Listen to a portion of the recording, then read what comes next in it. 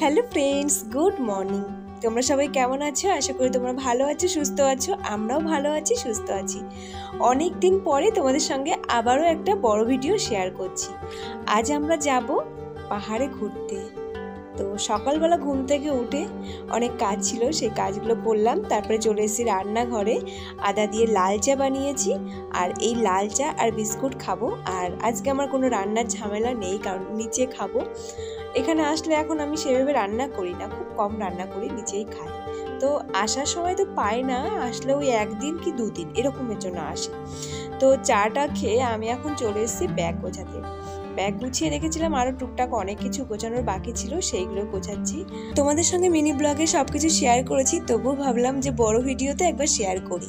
এই যে সানগ্লাসটা দেখছো, এটার দাম শুনে আমি বলেছি আমি নেব না। এই টাকায় আমার 3টে জামা হয়ে যাবে। এটার দাম পড়েছে 3000 টাকা মতো। আমি নিতে চাইনি, কিন্তু বরমশাই জোর করে আমাকে কিনে দিয়েছে। আর আমার বরের যেহেতু চোখের সমস্যা, ও বছরে বছরে চশমা পাল্টায়, প্রত্যেক বছর 2টো করে চশমা নেয়।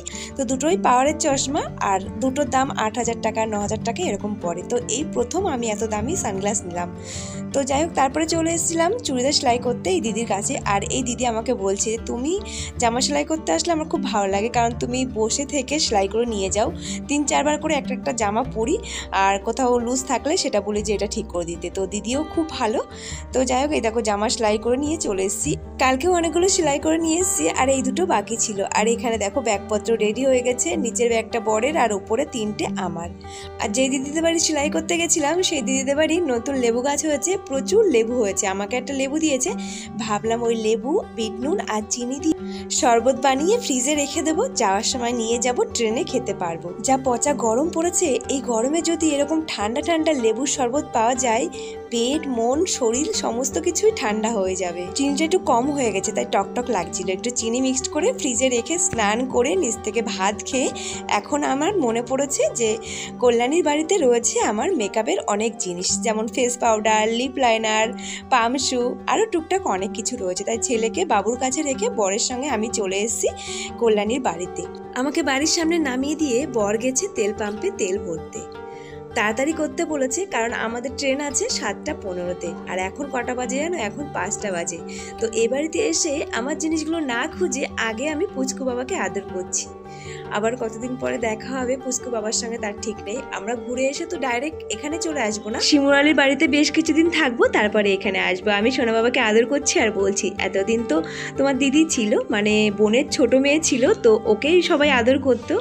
আর এই যেহেতু একদম পুচকি নেদা বাচ্চা, তো এ হাসে না, কথা বলে না, তাকায় না, ওই জন্য এর অত কদর ছিল না। যেই ওই দুষ্টু বুড়ি চলে গেছে, এখন এর কদর বেড়ে গেছে। এখন একে সবাই চটকাচ্ছে, তাকাক, হাসুক না হাসুক, সবাই একে আদর করে।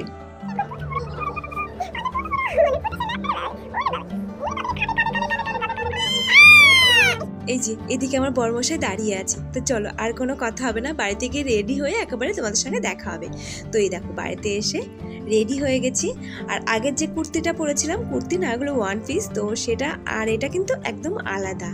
আগেরটা ঘটি হাতা, আর এটা তোমার অনেকটা লং, আর তারপরে আবার ঝুড়ি ঝুড়ি মতন আছে। তো এটা কিন্তু আলাদা। আর এটার কাপড়টা খুবই সফট, একদম পুরো গায়ের সঙ্গে মিশে যায়, মনে হয় না যে আমি কিছু পরেছি। গরমে পরে খুবই আরাম। আর এটা গলাটা ভি গলা। তো যাওয়ার সময় মনে পড়েছে যে সব কিছু তার খোলা হয়েছে, কিন্তু এসির তারটা খোলা হয়নি। তো এসির তারটা খুলে নিলাম। এবার চলো বেরিয়ে পড়ি। এই দেখো আমাদের নামিয়ে দিয়ে বর আবার গিয়েছিল ব্যাগ আনতে। তো ব্যাগ দিয়ে আবার গেছে গাড়ি রাখতে, তারপরে হেঁটে হেঁটে এসছে।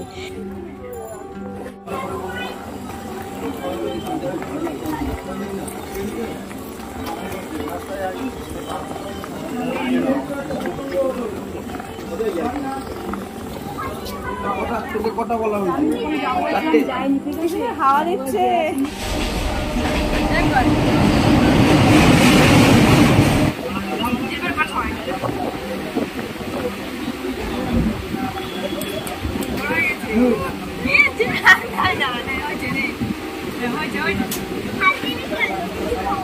আর এই যে এখন বাজে 9:10, আমরা এখন শিয়ালদায় পৌঁছালাম। আর এখান থেকে আমাদের ট্রেন তোমার 10টার পরে। ট্রেনে ওঠার আগে এখান থেকে জল আর বিরিয়ানি নিয়ে উঠেছি। বাবা বিশাল ঠান্ডা। চল চল, ছেড়ে না, ছেড়ে পড়ে যাবে।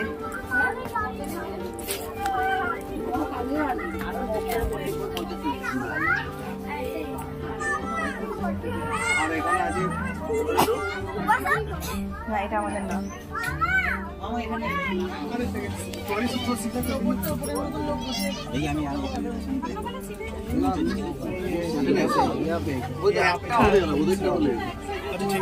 ট্রেনে উঠে আগে চা খেয়েছি, তারপরে খেয়ে নিলাম বিরিয়ানি। বর বলছে তাড়াতাড়ি খেয়ে ঘুমাও, সকাল সকাল উঠতে হবে। আর এত তাড়াতাড়ি আমার আবার ঘুম আসে না।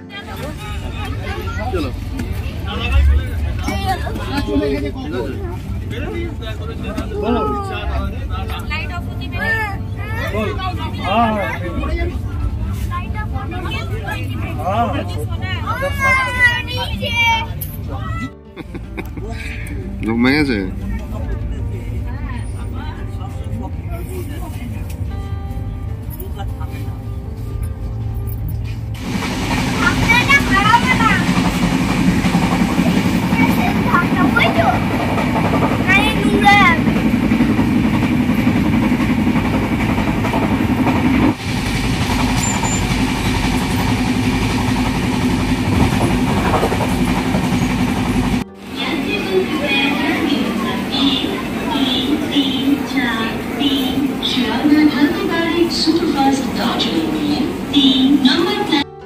আমরা যে হোমস্টেতে যাব সেই হোমস্টে থেকে আমাদের জন্য গাড়ি পাঠিয়ে দিয়েছে অনেক আগে, কিন্তু গাড়ি সামনে আনতে পারছে না কারণ প্রচুর জ্যাম। তারপরে বললো আমাদের একটু হেঁটে সামনের দিকে এগিয়ে যেতে।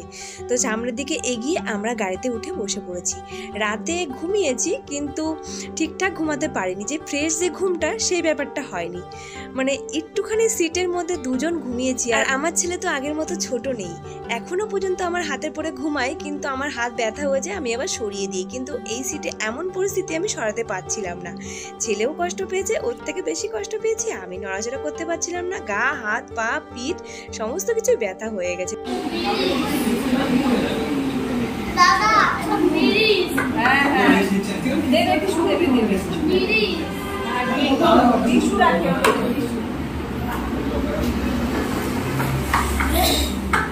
রোজ তো বাড়িতে রুটি খাই, এখানে এসে কেন রুটি খাবো?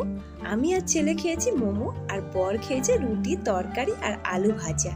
এখনো অনেকটা পথ যেতে হবে আমাদের, আর আমরা দুপুরের খাবারটা খাবো হোমস্টেতে। এখানকার মোমো আমার বেশ ভালো লাগে, সঙ্গে যে ঝাল ঝাল একটা চাটনি দেয় ওটা দিয়ে মাখিয়ে এক কামড় দেওয়ার পরে যদি একটু গরম গরম ধোয়া ওরা স্যুপ হতো তাহলে ব্যাপারটা পুরো জমে যেত। যাই হোক, আজকের ভিডিওটা কেমন লাগলো অবশ্যই কমেন্ট করে জানিও।